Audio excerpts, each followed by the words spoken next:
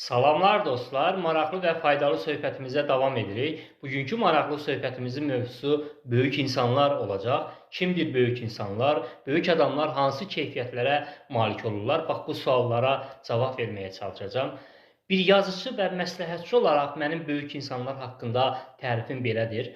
O insana böyük insan deyirlər ki, o insan hissləri və ağlı ilə tarazlıq qura bilir. Yəni, o insanların nə hissləri ağıllarına qalib gələ bilmir, nə də ki, ağılları hisslərinə qalib gələ bilmir.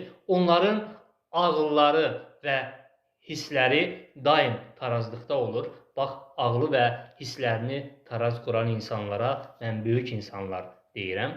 Hansı ki, bu çox çətin bir işdir. Eyni zamanda böyük insanların heç vaxt böyük dərdləri olmur. Ona görə ki, böyük insanların əməlləri o qədər böyük olur ki, onların böyük dərdləri, onların böyük əməllərinin içərisində əriyərək kiçik bir zərrəcik halına gəlirlər. Ola bilər ki, böyük insanın ailəsində çox böyük itkilər ola bilər.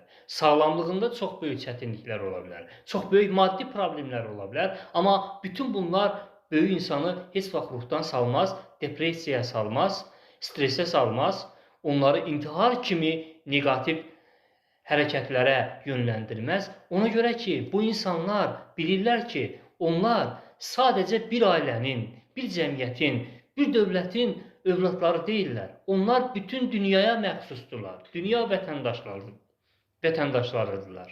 Onlar insanlığa xidmət edirlər və ailələrində olan, eyni zamanda həyatlarında olan hansısa böyük bir problem onları ruh düşkünlüyünə, depressiyaya, digər negativ meyillərə salsa, o zaman onlar özlərini çərçivəyə salırlar və böyüklükləri demək olar ki, darmadağın olur. Ona görə böyük insanlar hər zaman əzəmətli olurlar. Onlar o qədər əzəmətli, əzəmətləri möhkəm qaya kimi o qədər möhkəm olur ki, onların böyük dərdləri onların qaya kimi möhkəm əzəmətlərinə dəyib, dağılıb paramparça olurlar. Bax, böyük insanlar belə insanlardır.